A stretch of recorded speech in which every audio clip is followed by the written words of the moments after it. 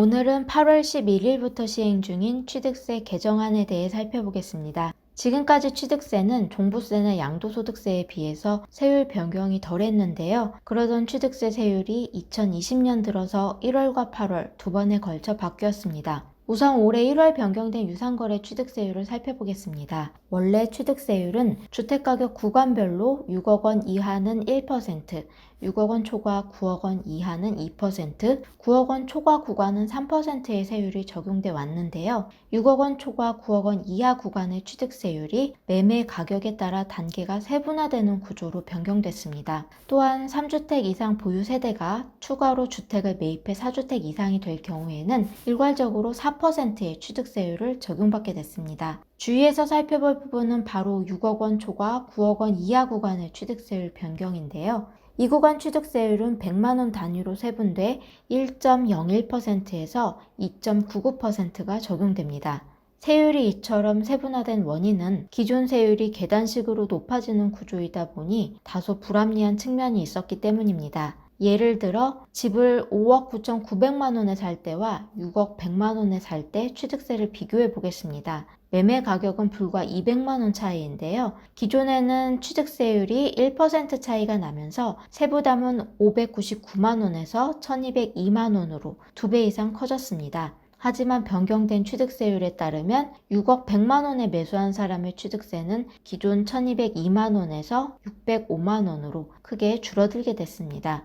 취득세율은 8월 들어 다시 변경됐습니다. 주택 실수요자를 보호하고 투기 수요를 근절하기 위한 목적으로 법인 및 다주택자가 주택을 취득하는 경우 세율이 상향 조정됐는데요. 취득세 개정안은 8월 4일 본회의 최종 법안 통과 후 8월 11일부터 바로 시행됐습니다.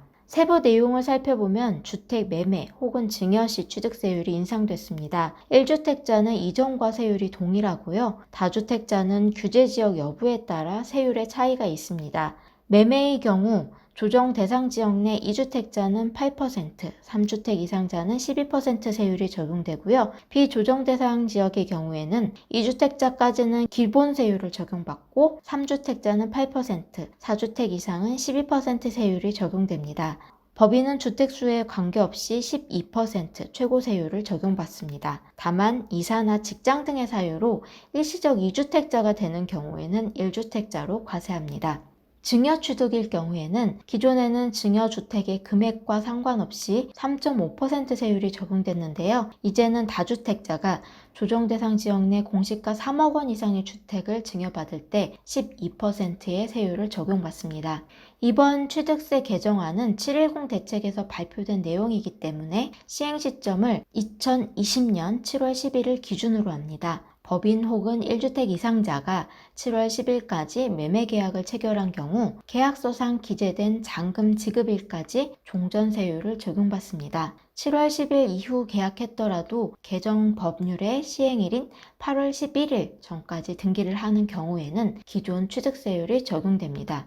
취득세율이 최고 12%로 인상되면서 다주택자나 법인은 주택을 새로 매수하기 어려워졌습니다. 취득세뿐만이 아닙니다.